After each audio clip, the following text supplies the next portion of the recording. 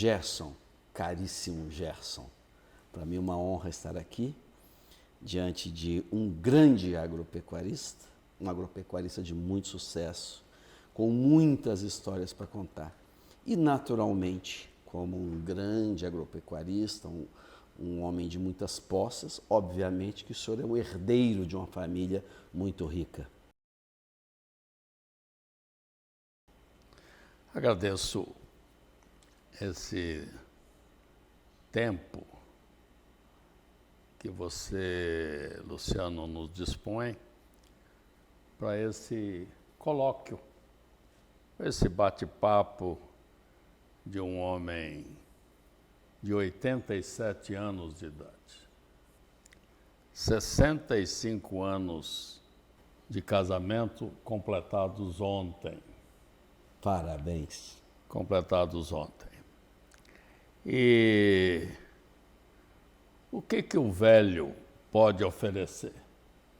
Um velho é um contador de histórias. Que histórias são essas? É a história da vida, de uma caminhada, porque a vida é uma viagem. É uma viagem. Como agropecuarista, ligado à terra, nasci na roça, lá no estado de São Paulo, eu posso dizer para você e para quem nos ouve, nos vê, que esse amor pela terra que o agricultor tem, ele é atávico, ele faz parte do homem. Por que faz parte do homem? Porque, veja só, eu entendo que nós viemos da terra. Viemos da terra. Nós estamos na terra. E daqui a pouco nós voltamos para a terra. Então, o que acontece? Posso fazer um pequeno à parte? Sim. O corpo volta para a terra, de onde ele veio, e a alma volta para Deus, de onde ela veio. Perfeitamente, perfeitamente. Fecho aqui minha aspas. É desse jeito. Então, nós viemos do pó da terra, não é? Feito por Deus, ele soprou o seu espírito, na verdade. E só que esse corpo, ele tem uma duração. Então, segundo a palavra, ele volta para a terra, porque o verbo enterrar no cemitério, fulano foi enterrado, ele voltou para a terra. E aí, como você bem lembrou, o espírito volta para Deus que o deu. Tá? Então, nós estamos na terra, significa o período nosso de vida, de existência aqui na terra, desde o nascimento até a nossa morte. Então, eu tenho 87 anos de idade e ainda estou na terra. E o que eu posso fazer? Eu posso contar histórias da vida, como eu vejo, por exemplo, a agropecuária, a agricultura. Porque, Luciano, eu fui criado desde pequeno a ouvir histórias e depois ler o que está no manual do fabricante ou no manual do Criador, que é a Bíblia. Nós não temos costume de ler manual. Você pode comprar uma máquina, você não lê. Manual do seu carro, você não sabe quantas libras de ar vai no pneu. Aí você pergunta assim, quantas libras? 33, 34, 35. O fabricante escreveu e deu a calibragem correta. Então, eu desde cedo, eu vi que Deus, quando criou o homem, antes ele criou um jardim. E ele colocou o homem nesse jardim, ali nós temos dois verbos: cultivar e guardar. O verbo cultivar vem antes do guardar. Então, o homem, ele, por natureza, ele é um produtor de alimento que encontra as condições no solo para lançar essa semente e produzir alimento. Imagine se você não desmatasse nada. Onde você ia produzir alimento? Então há necessidade do homem cultivar esse campo, mas ao mesmo tempo guardar. É o que eu procuro fazer aqui na fazenda. Guardar as matas, os rios, o solo, né? Não deixar haver erosão. E eu tenho um prazer muito grande, e agora os meus filhos já estão incorporados e um neto, na produção de alimento. Porque o alimento mata a fome do indivíduo. Mata a fome do indivíduo. Eu nunca passei fome. Eu passei vontade de comer. Às vezes ainda estou com fome. A fome mata. A fome no mundo não é por falta de alimento, é por má distribuição. A política, não a política no seu todo, mas essa política ideológica, ela faz com que o alimento não chegue em todos os lugares.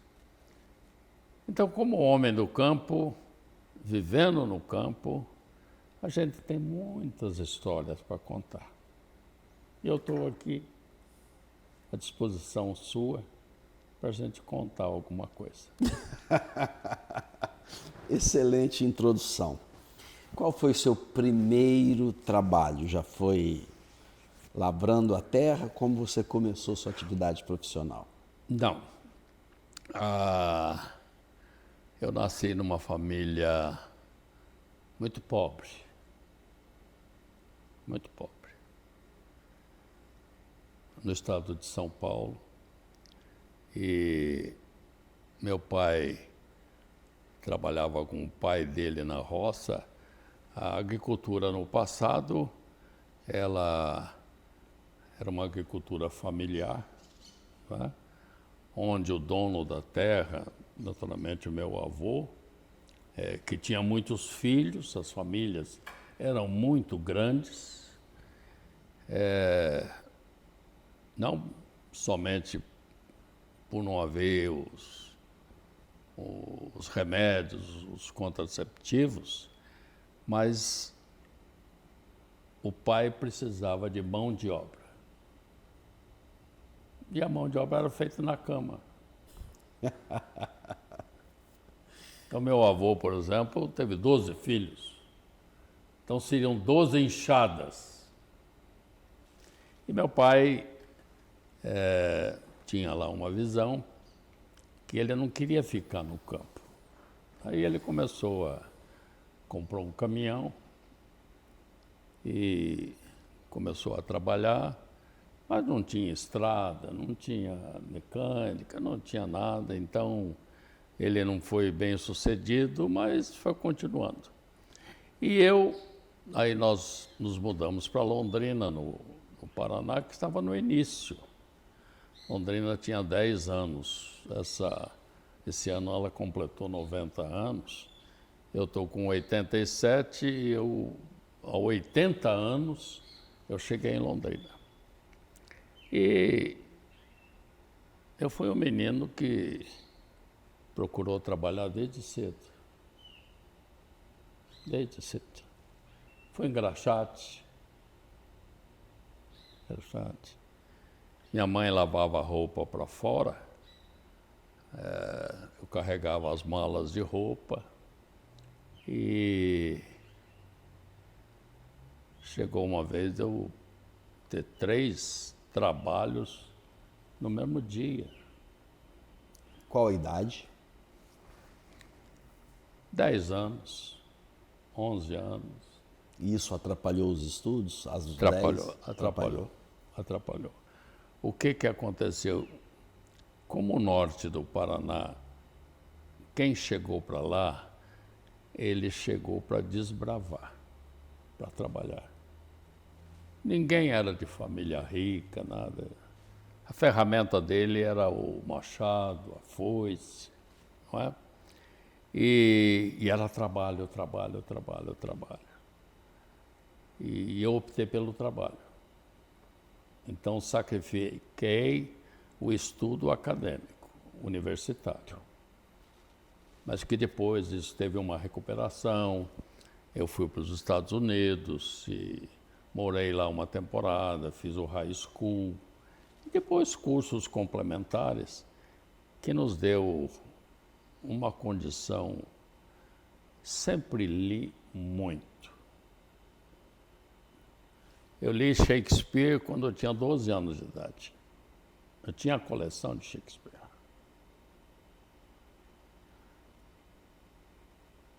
Os clássicos. Eu li. E nós fomos, depois que eu voltei dos Estados Unidos, com uma outra visão, comecei a trabalhar, comprar e vender madeira, e compramos uma serraria. Um aspecto importante, paramos aqui no seu retorno dos Estados Unidos, quando o senhor comprou a serraria, mas a sua ida para os Estados Unidos foi bancado por seus pais? Pagaram um programa de intercâmbio para você ir para os Estados Unidos? Como aconteceu isso? Interessante, eu tinha um tio que morava nos Estados Unidos, em Los Angeles. E ele veio ao Brasil e eu disse para ele, volta um pouquinho. Eu era apaixonado pelos Estados Unidos, como sou até hoje. Pelo cinema. O cinema sempre encantou as gerações passadas, até hoje ainda pouco. Mas as gerações anteriores, o cinema sempre trouxe um encanto, sempre fez sonhar. É uma máquina de sonhos, na verdade. Eu via aquelas cidades, as casas sem muro, né? Aquelas igrejas branquinhas, você entende? A iluminação. Aí eu falei para ele, tio, eu gostaria dos Estados Unidos. Ele disse assim, eu vou providenciar para você. Voltou para os Estados Unidos e naquela época, isso foi em 58, 1958. Ele mandou foi ao cartório, fez um documento chamado Affidavit, que significava que ele era responsável por mim. E o dinheiro para ir? E o dinheiro para ir? A mãe lavadora de roupa? A mãe lavadora de roupa, meu pai motorista de táxi. Ele tomou um dinheiro emprestado. Ele tinha crédito, tomou um dinheiro emprestado, paguei a passagem. Me lembro, rapaz, que a passagem custou de ida, só comprei de ida, $300. $300.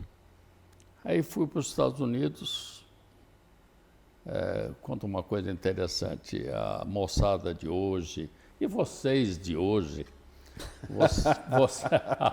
vocês não sabem como é que era viajar naquela ocasião. O meu voo saiu do Galeão, da base aérea do Galeão, era um Super H Constellation da Aerovias Brasil. Aí saiu do Rio à noite, amanhecemos em Port of Constellation Spain. era fabricado pela McDonnell Douglas. Olha aí. E amanhecemos em Port of Spain, em Trinidad. Tomamos o café em terra. Enquanto abastecia. Aí depois foi para Caracas, depois foi para o Panamá.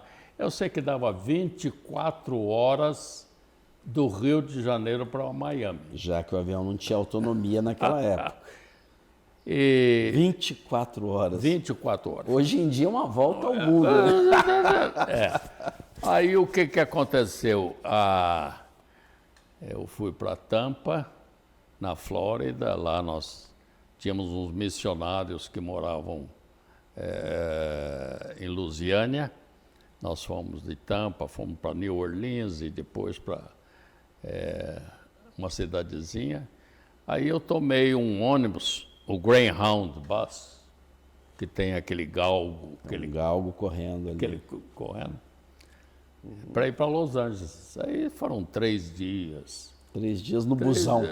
No busão. E aí, Luciano, eu vi uma coisa que me marcou muito. Eu vi a segregação racial. Opa! Sul dos Estados Unidos, Louisiana, Mississippi. Um horror. Tennessee, aquela coisa toda. Se assustou com a segregação? Hein? Você se assustou com a no segregação? ônibus, por exemplo, eu branco na frente, os negros atrás. Você parava na rodoviária, você tinha o seu banheiro, não estava escrito white people, mas estava escrito o colored people. Colored people. Aquilo me assustou. Né? Aí fui para Los Angeles, trabalhei, estudei, aí voltei com algum dinheiro e compramos um caminhão novo e ali foi vendendo madeira, comprando madeira, aí compramos uma serraria em Toledo, no oeste do Paraná, e daí já compramos a terra e eu então entrei aos 20 e poucos anos na terra.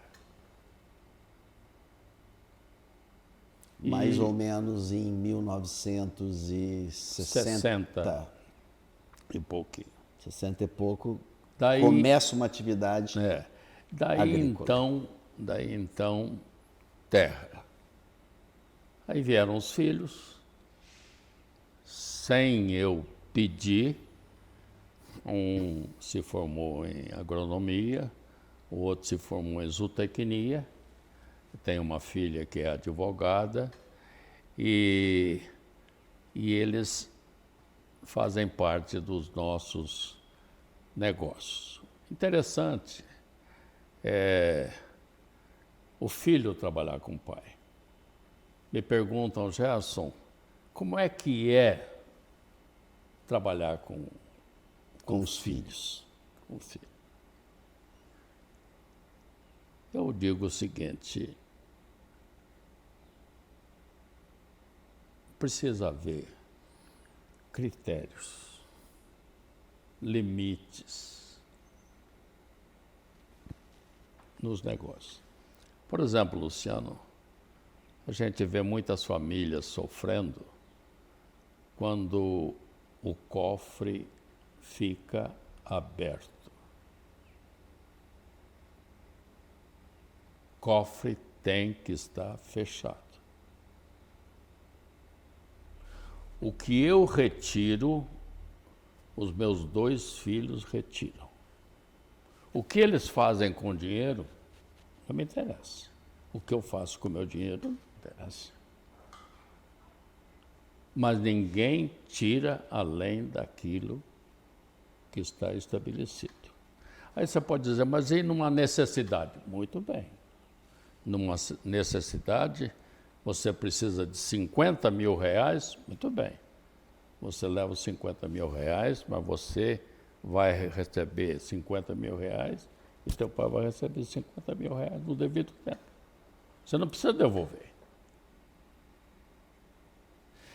E a família, quando nós estamos aqui, como estamos na terra, você sabe que o bem mais precioso para mim é a família. Uhum. O Rui Barbosa dizia que a família é a célula máter da sociedade e a pátria é a família ampliada. A família ampliada. Quem criou a família? Deus. Antes da religião. E antes do Estado. A primeira instituição foi a família. Agora, essa terra, ela sofreu uma maldição. Você sabe disso. Quando o homem desobedeceu um estatuto estabelecido por Deus, que ele colocou as duas árvores, e aliás a Bíblia sempre usa esse número 2, porta estreita, porta larga, caminho estreito, árvore boa, árvore, mas sempre comparativamente, né? Então, quando o homem ele toca na árvore errada, houve uma maldição. Com o suor do teu rosto comerás o teu pão, e essa terra vai produzir abrolhos, vai produzir espinhos. A vida do homem no campo é uma coisa desafiadora. Desafiadora. Citando ainda esse manual do fabricante, há uma parábola, a parábola do semeador, que eu gosto muito, porque eu produzi sementes, eu fui um produtor de sementes no Paraná. A gente sabe um pouquinho o que é semear. Quando ele cita os 4 solos, 25% cada um, na beira da estrada,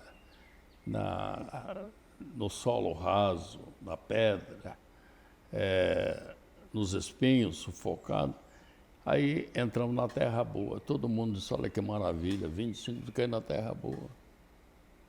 Você sabe aonde que estão as maiores quantidades de praga? É na terra boa.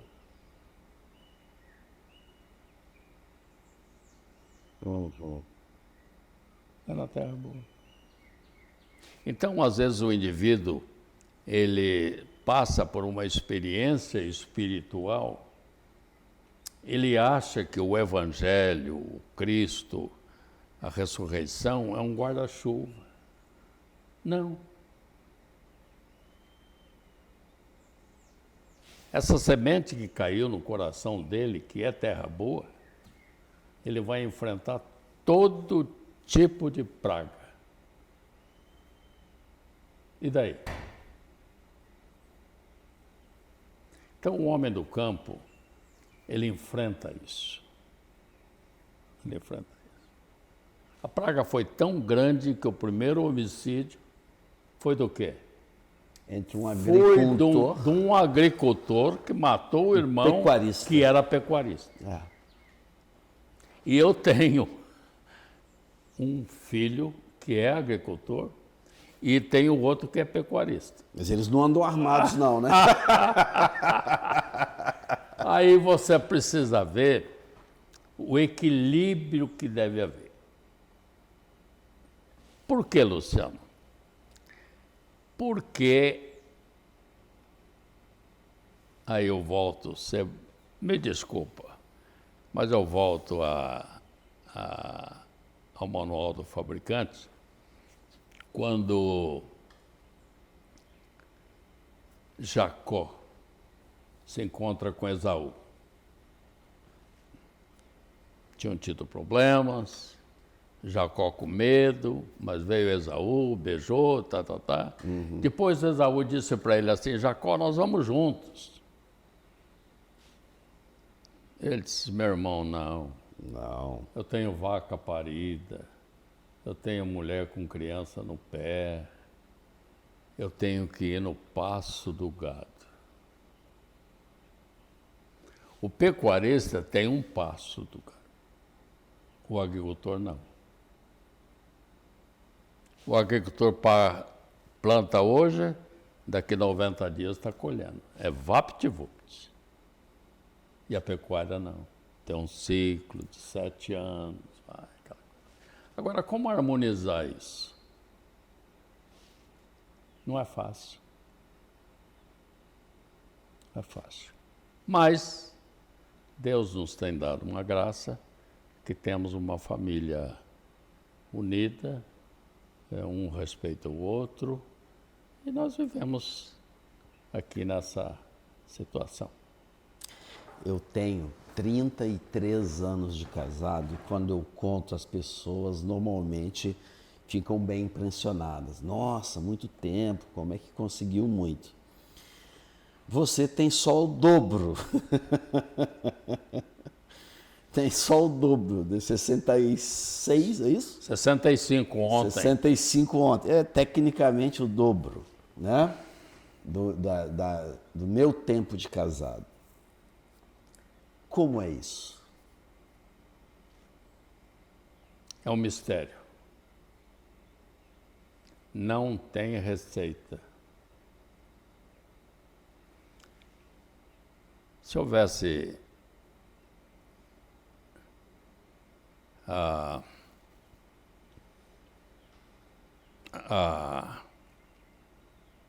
uma receita, os psicólogos que tratam da alma do indivíduo, eles não se separariam. Né? Conhecem a matéria, conhecem. Nós, e você é testemunha disso, nós temos uma máscara.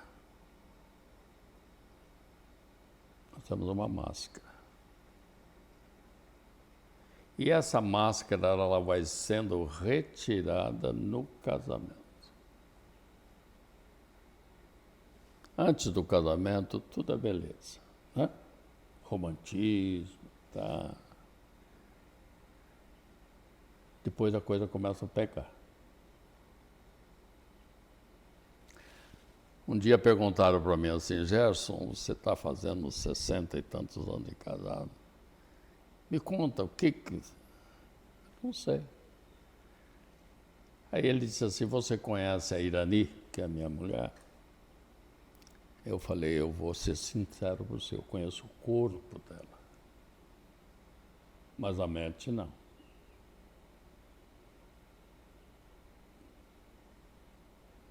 A mente não. Porque eu, mesmo nessa idade, às vezes eu me apanho fazendo alguma coisa e digo, mas como que você tem capacidade de fazer isso? Porque enganoso é o coração. Quem o conhecerá? Então, eu li uma lenda de Indiana que diz que o Senhor criou a mulher, entregou para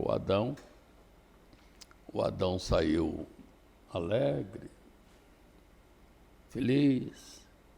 7 dias depois ele chegou e disse, Senhor, eu devolvo a criatura que tu me deste.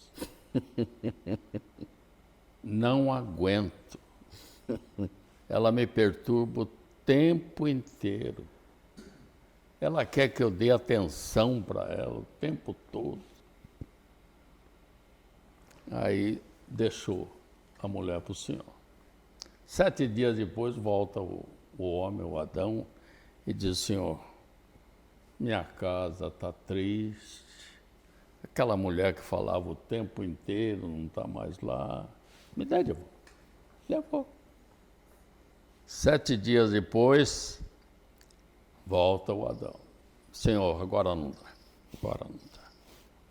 Não dá. Ela se intromete tudo na minha vida. Ela me critica. Aí o senhor, tá bem.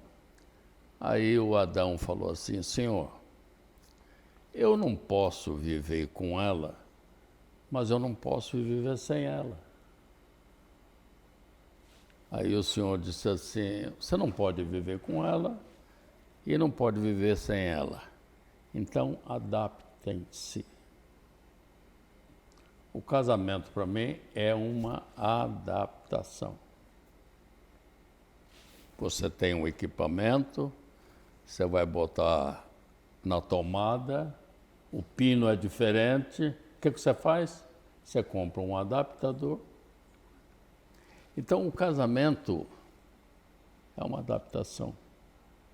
Cada um de nós leva um enxoval de emoções. Eu tive dificuldades no início do casamento. Nada foi fácil. Mas celebramos ontem 65 anos.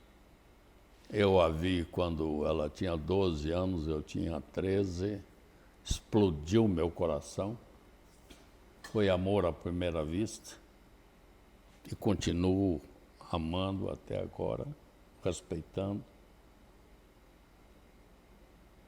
Além dessa dica maravilhosa, que é a adaptação. Adapte-se, adaptem-se. Naturalmente, porque, como você mesmo disse, né, Gerson? Cada um chega com um enxoval de emoções. Além da adaptação, que é um esforço, você daria mais um conselho, mais uma dica para quem hoje está entrando num casamento ou acabou de entrar, além de buscar o esforço da adaptação? Qual outro ponto seria um ponto essencial ou crucial? Existem, como eu disse, nós estamos na Terra e tudo o nosso em volta, ele conspira para o bem. Ele conspira para o bem.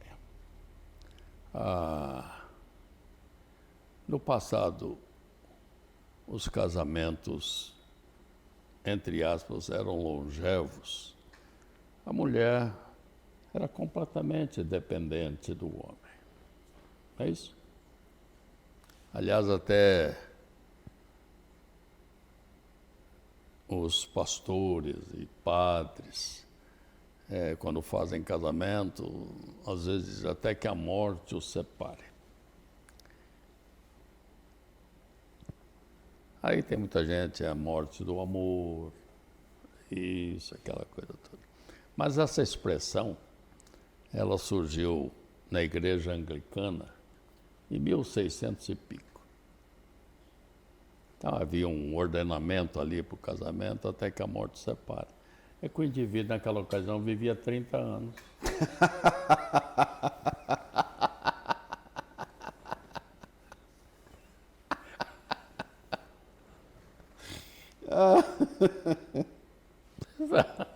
E hoje, eu tenho como sujeito, hoje eu estou com 87, né? Vai a 90, aquela coisa toda.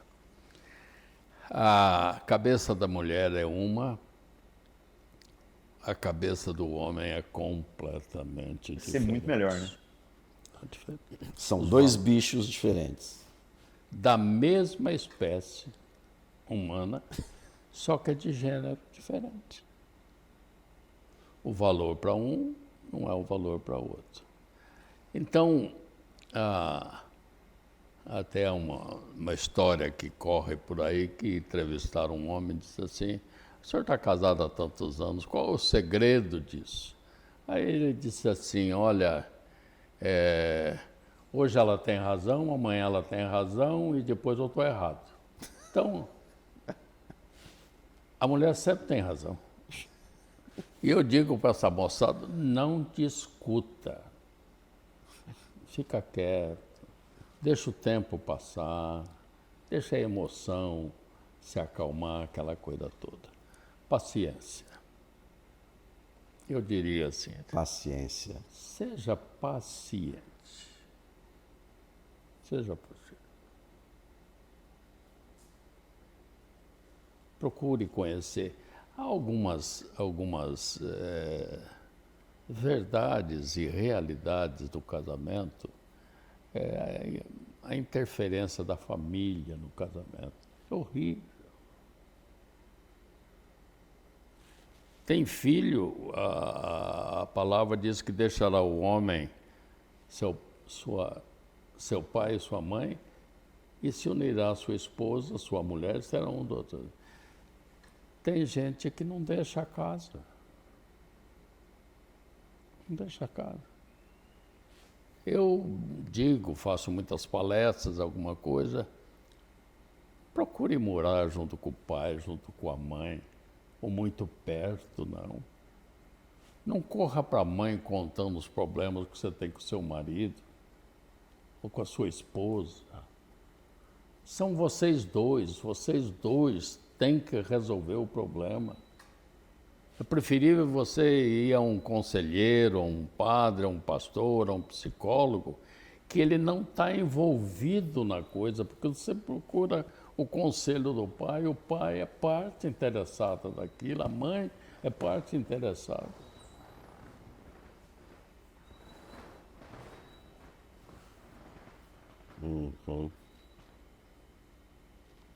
Mas eu vou dizer uma coisa para você.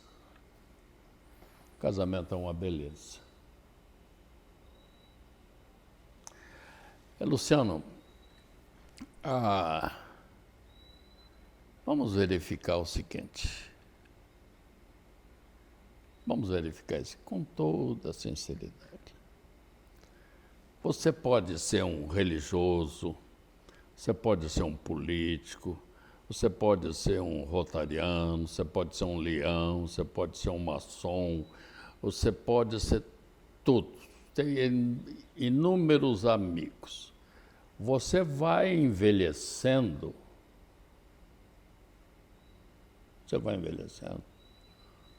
Você fica doente. Quem é que vai cuidar de você? O cônjuge. É a família. É a família. Não é que o amigo, ele se afasta. Não, porque ele também ficou velho. Ou morreu, Ou morreu, ele vai. ou os filhos mudaram ele de cidade. Tudo. Então, é a família. E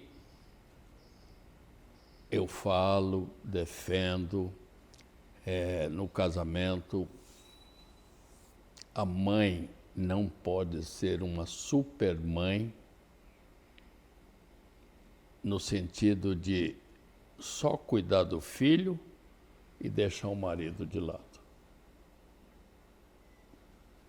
E o marido não pode ser aquele provedor que trabalha 24 horas por dia e não dá atenção para a mulher dele, porque eles vão terminar como começaram, só os dois. E se não tiver havido uma cumplicidade entre eles, no final da vida são dois estranhos.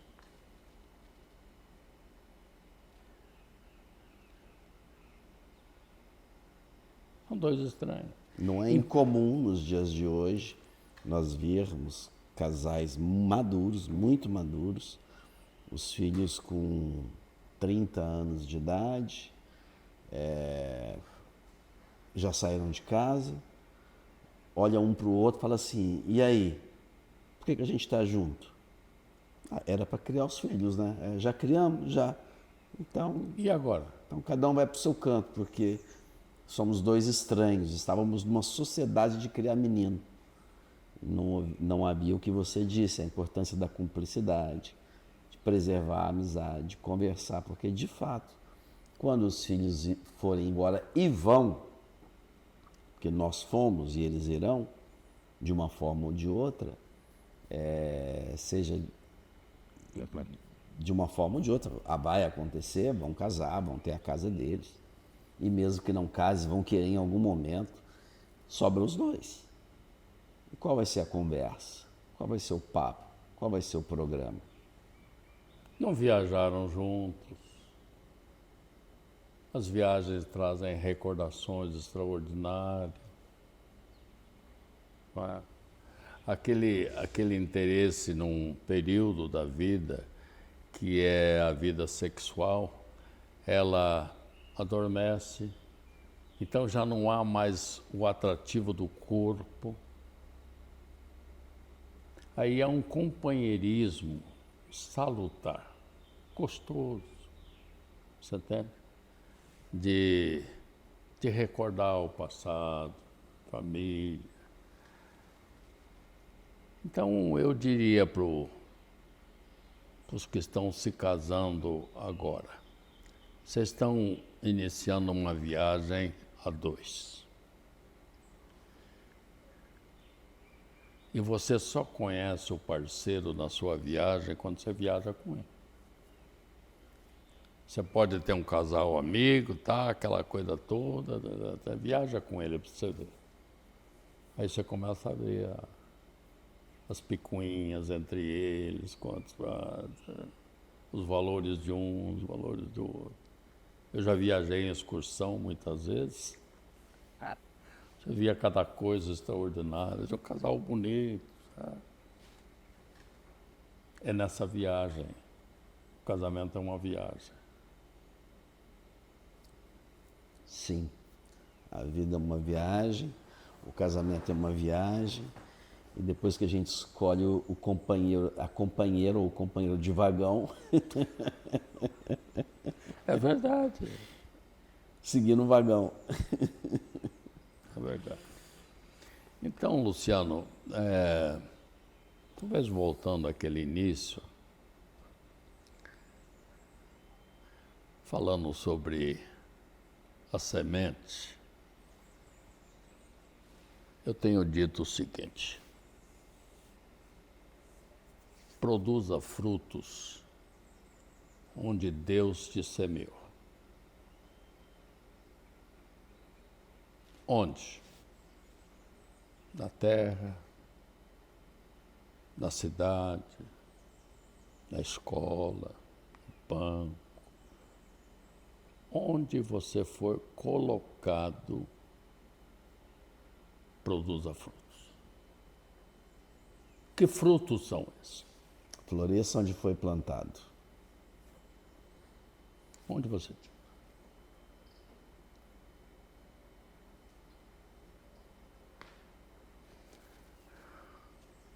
A árvore frutífera é só ornamental, não é? É só ornamental. É bonita, nós estamos aqui, eu vejo, eu sou um reflorestador, eu tenho árvores aqui até do Egito.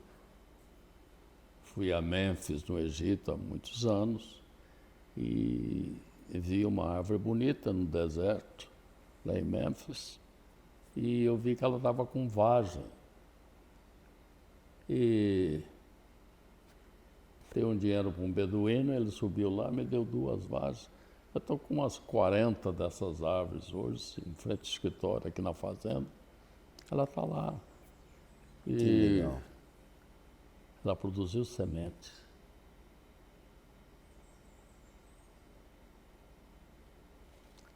Então, onde Deus te colocou, produza semente. E não espere recompensa.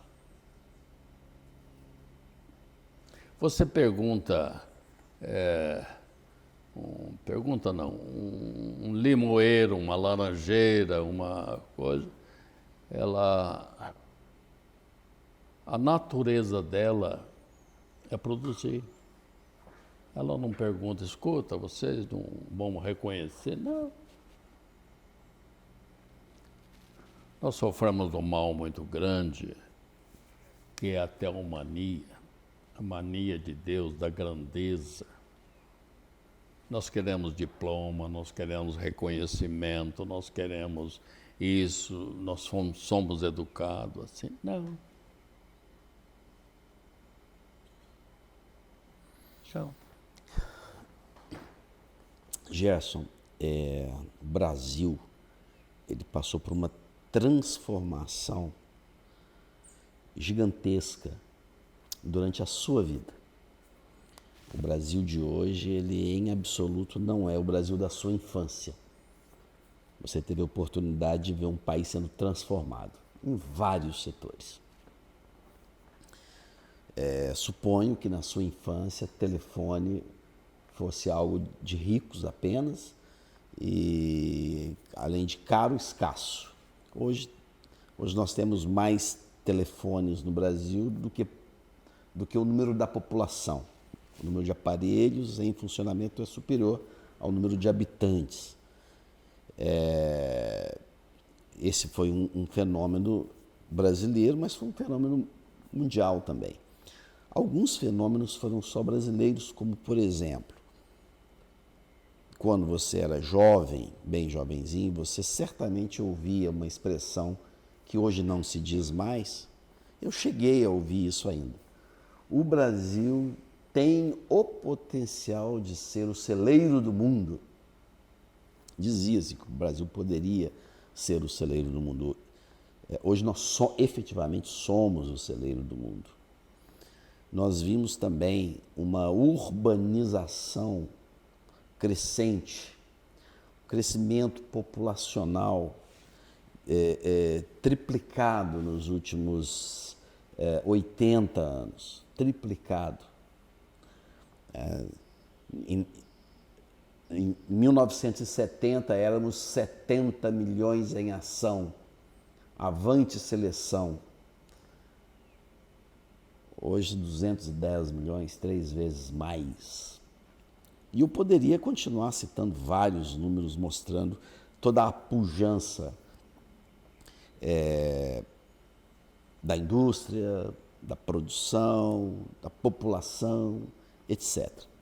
Não obstante, eu percebo que hoje nós estamos num novo momento de mudança. A gente percebe que a população parou de crescer, hoje as famílias que tinham 12, 6, 4, 10 filhos, as novas famílias têm, se muito, 2. A taxa de fertilidade da mulher brasileira está, salvo engano, em 1,6, já atingiu esse ano aquele índice que é o índice abaixo do necessário para manter a população. Então é quando entra num processo de retração populacional. Então nós já estamos num platô, tivemos aí uma janela de oportunidade na década passada e há 2 décadas que foi mal aproveitada, essa janela de oportunidade.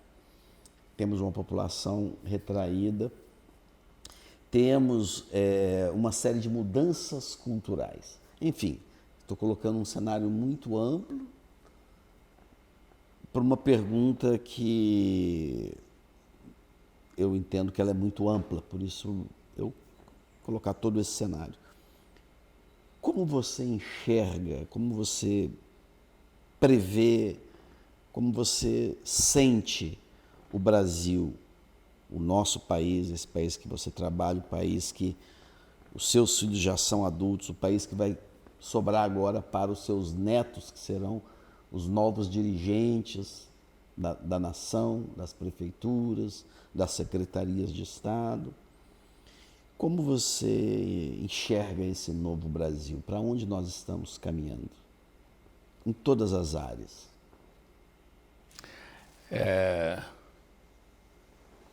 é preocupante. Para mim é preocupante. Talvez a gente pudesse dizer o seguinte, que nós estamos preocupados que Brasil que nós vamos deixar para os nossos filhos. Mas eu acrescentaria o seguinte, que filhos nós vamos deixar para o Brasil?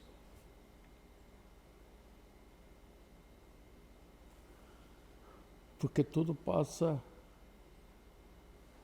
pelo povo. Como é que é o nosso povo hoje? Ele era agrícola, hoje, como você disse, ele é urbano. A vida na cidade cada dia é mais complicada. A sociedade, ela é exigente, ela exige...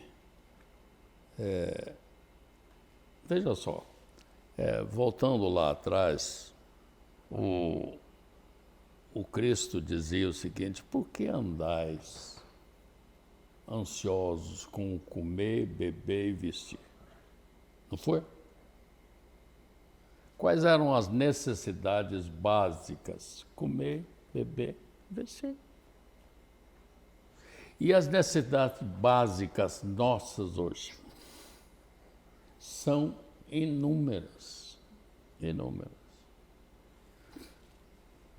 São inúmeras. Se discutir no passado é que primeiro você precisa aumentar o bolo para dividir. Delfineto. Delfineto, né? Você tem que aumentar o bolo para você dividir. Há uma discrepância muito grande e não é por nós não sermos ricos. Nós somos ricos. O Brasil é rico. Mas a cultura brasileira, desde a colonização, ela é complicada. O Viana Mug, um escritor gaúcho, ele escreveu um livro chamado Bandeirantes e Pioneiros. E ele faz a comparação entre os Estados Unidos e o Brasil, em todos os sentidos. Quando ele analisa o Bandeirantes, ele diz que o Bandeirante é extrativista.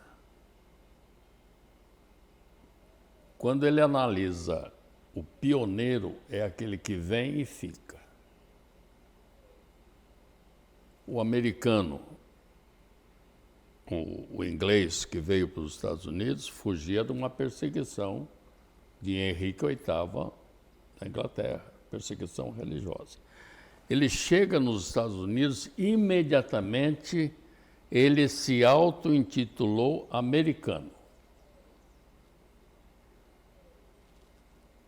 O português que veio para o Brasil, somente em 1800 e pouco, que ele admitiu ser chamado de brasileiro. Antes era português nascido no Brasil. A cultura nossa é uma cultura que alguém chama de pobreza. É um cultivo ao pobre. Cultivo ao pobre. No sentido de você ver hoje quantos vales nós temos para o pobre. Mas você não quer desenvolver o país para tirar esse pobre da pobreza ou da linha abaixo da pobreza. Porque à medida que você mantém o indivíduo preso a isso, você o domina politicamente. Então, é complicado para mim quando nós vemos uma situação onde o que produz ele é criticado. Onde o rico é criticado.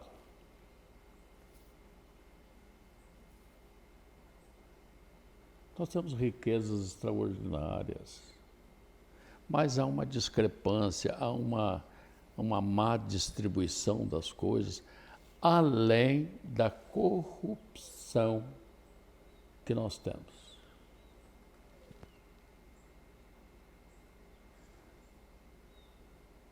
Como será esse Brasil, não para os meus filhos, porque eles já estão adultos, mas para os meus netos e bisnetos? Uma sociedade que ela está se degenerando no sentido dos usos e costumes. Está havendo uma permissividade total, fantástica. Uma destruição da família. Você sabe que a queda do Império Romano, o Gibbon, ele dá 5 razões pelas quais caiu o Império Romano, que foi o mais longo, fantástico. Primeira coisa, deterioração dos valores da família.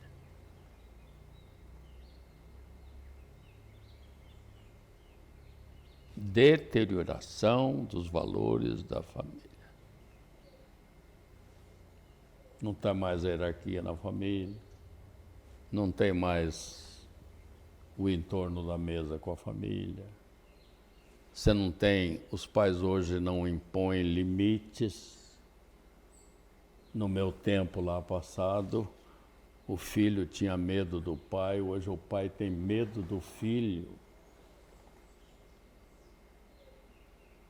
Hoje o filho é comprado com presentes, com isso, com aquilo, papapá, papapá.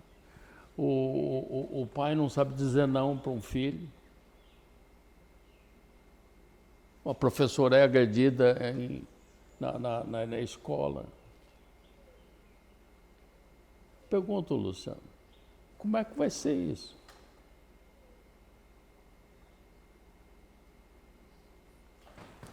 Difícil a resposta, não é? Muito. O cenário. Muito. O cenário. Talvez você esteja... Olhando por um lado um pouco mais otimista, existe uma fala de mais ou menos 320 anos antes de Cristo, quando Sócrates, ele faz um pequeno discurso e ele fala assim, eu não tenho nenhuma esperança no futuro da Grécia, porque essa juventude não serve de nada. Essa juventude não estuda, essa juventude está perdendo os costumes, etc. Enfim, ele faz uma crítica contundente à juventude de sua época. E sabemos que os anos se passaram e a Grécia continuou dominando por muito tempo, e aquela juventude corrompida na visão dele seguiu, viraram os novos líderes e seguiu adiante. Obviamente que aquela grande civilização, ela desapareceu em algum momento, como todas as grandes civilizações vão desaparecendo. Hoje você vai na Grécia, já não são os gregos mais que estão ali, é um outro povo que habita o lugar que foi a Grécia. Hoje são chamados de gregos, mas já é outra cultura, outra música, outra religião, não tem mais nada a ver. O grego ele desapareceu, assim como a mesma coisa aconteceu com os egípcios. Quem habita aquela região que ainda é chamada de Egito não são os egípcios, é um outro povo, uma outra cultura, uma outra religião. O povo egípcio desapareceu. Isso vai acontecendo. Mas fiz esse contraponto só para a gente não ficar muito no pessimismo, porque eu também me preocupo com o futuro, mas eu quero crer que eu e você, né, que nós estejamos mais ou menos no papel desse filósofo, que olha a sociedade e olha ali toda a confusão, mas eu penso que sempre existirão os bastiões e aquelas pessoas que pagarão o preço. Por exemplo, sem querer exagerar, né, ou ser nenhum tipo de demagogo, nos últimos anos nós vimos um governo que pensou mais no pobre, no sentido de trazer políticas sociais. Não tínhamos isso lá atrás, não existia. Tem um lado bom, tem um lado ruim, como, por exemplo, manter o pobre refém do auxílio estatal. E aí é um lado negativo. Eu me lembro de um presidente norte-americano chamado Ronald Reagan. Ele diz o seguinte: a gente mede o sucesso de um programa social não pelo número de pessoas que são incluídos naquele programa, mas pelo número de pessoas que são excluídos daquele programa a cada ano. Se estamos excluindo é porque o programa deu certo, mas se estamos ampliando o número de pessoas atendidas é porque o programa é um fracasso. Essa é a lógica e, de fato, nós entendemos que eu particularmente entendo que os programas sociais devem existir. Eu acho um absurdo nós dois termos aqui as nossas 3 refeições diárias e a 100 quilômetros daqui pessoas não terem alimento. E não terem nem como conseguir, às vezes, aquele alimento, porque está numa situação de tanta miserabilidade que, às vezes, as faculdades mentais já estão comprometidas, a visão cultural já foi tão distorcida que a pessoa não consegue enxergar nenhuma outra solução a não ser receber um sustento. Então é uma geração perdida e talvez levando um alimento gratuito a gente ajuda a próxima geração daquela família de alguma maneira. Enfim, essa é uma discussão longa, bastante longa, mas nesse contexto, e sendo inclusive um pouco irônico, eu gosto de ironia e minha esposa briga muito comigo, fala: Luciano, não seja irônico, porque se a pessoa não entender, você está chamando a pessoa de burra. É verdade. Então eu já dei aqui o spoiler, né? Contém ironia. Um governo socialista, trabalhista, para um governo socialista, trabalhista, o senhor deveria ser o herói, que o senhor é o engraxate, o carregador de roupa, de trouxa de roupa, que hoje é um agropecuarista. Então, é um grande exemplo de mobilidade social. Fala assim, esse agropecuarista é o nosso modelo, queremos implantar esse modelo e, às vezes, a gente não enxerga do jeito que eu estou falando. Luciano, é interessante. Eu tenho uma responsabilidade. Há um provérbio francês que diz assim: se cada um limpar a frente da sua casa, o mundo ficará limpo.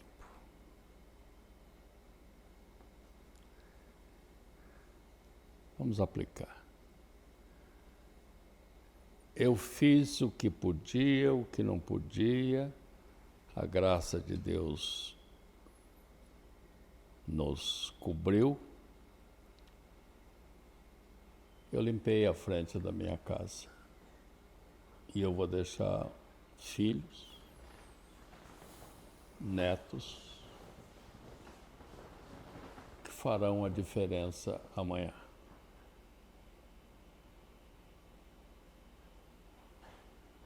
Farão a diferença amanhã.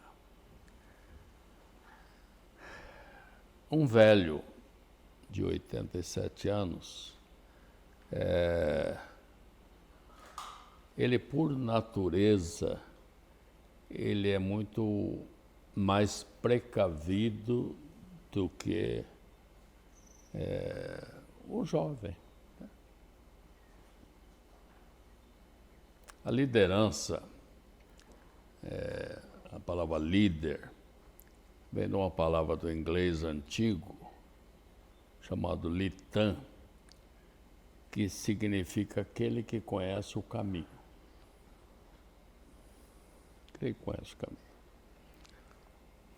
Todo pai deve ser um líder. Porque ele já passou por um caminho e ele vai ensinar o filho. Ensina o menino no caminho que deve andar. Isso não é uma lei, é um preceito. É isso? Desse jeito. É um preceito. Gerson, para quem está aqui nos assistindo até agora, Já faz tempo que nós estamos conversando, hein? e o papo tá bom, viu? Para a parcela daqueles que nos assistem, que são jovens, qual o recado você dá para essa turma ali que é jovem? Olha, eu digo para você o seguinte, a juventude,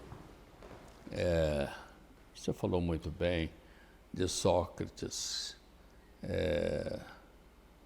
que ele trouxe isso que nós conhecemos, quase que um prognóstico negativo, né, sobre a juventude. A juventude ama isso, aquilo. Muito bem.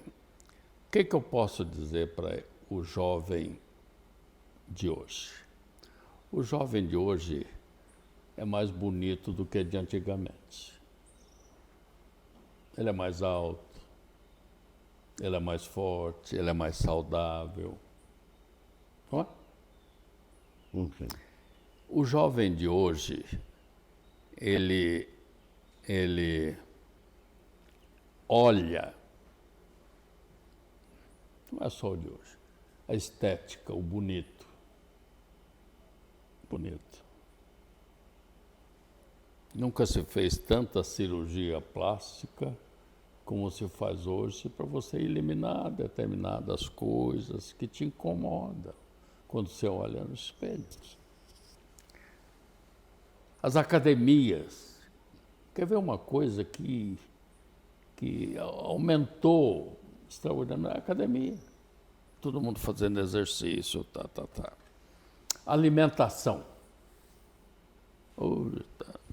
Alimento daqui, não posso comer isso, não posso comer aquilo. Tudo bem. Aí,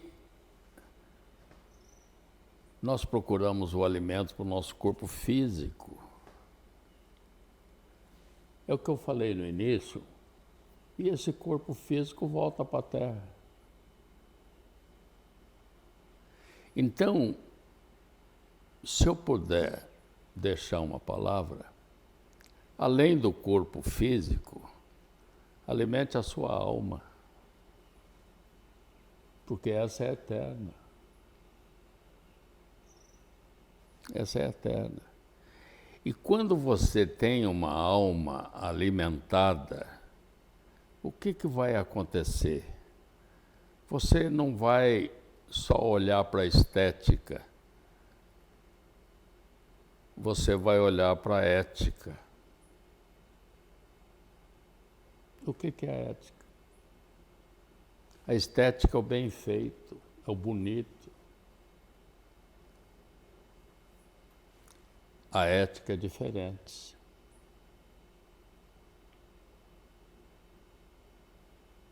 A ética é o bom, é o bem, é o meu comportamento, é a minha valorização ao ser humano.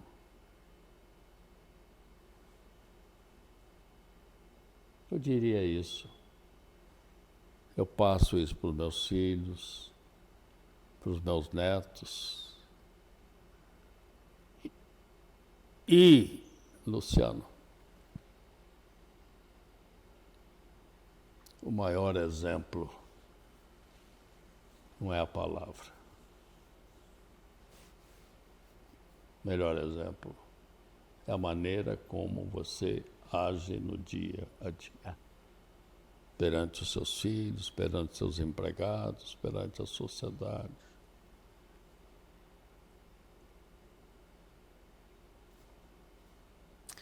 Conversamos com Gerson Gonçalves.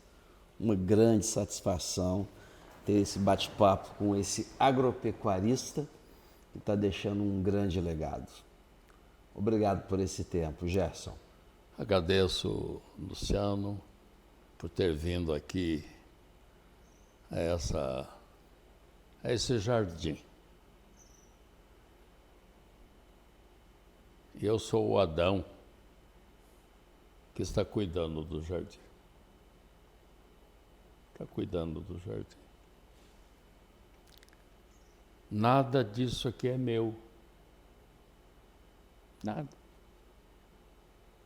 Do Senhor é a terra e a sua plenitude, o mundo e aqueles que nele habitam. Não é isso? Você é o mordomo. Sou o mordomo. Eu sou o administrador disso aqui. E eu quero ser encontrado um administrador fiel. Fiel. Não vou levar nada daqui. Nada daqui. Terno de defunto não tem bolso. Essa expressão, que às vezes as pessoas não conhecem, eu aprendi nos Estados Unidos. Um cidadão, porque eu vi essas lojas, um cidadão foi fazer uma conferência de um lugar e extraviou a bagagem dele. E ele tinha que usar um terno. E nos Estados Unidos tem umas lojas que vendem coisas do exército, antigas, aquela coisa toda, e roupa de defunto. Por quê? Porque às vezes o defunto está com um terno de grife, aquela coisa toda, e ele vai ser sepultado, então a empresa põe lá um terninho nele e vai vender o outro. Aí, esse cidadão comprou um terno desse e foi para a tribuna. Quando ele chegou na tribuna, que ele costumava pôr a mão no bolso, ele foi pôr a mão no bolso, não tinha bolso. Não tinha bolso. Então o terno de defunto, você não leva nada. Você não leva nada. Então nada disso aqui é meu, nada. Tudo isso aqui é temporário. Aí eu diria para você, mas o eterno, a alma, o espírito, essa é eterna e ela tem um lugar muito especial, aonde a gente vai descansar eternamente. Não vamos perder a esperança, não. Não vamos perder a esperança, não. Agora, sejamos pessoas que melhorem e não que sejam problemáticas, né? Deus te abençoe, viu? E abençoe todos aqueles que estarão nos ouvindo ou vendo. É um velho contador de história. Obrigado, Gerson. Muito obrigado a todos. Obrigado.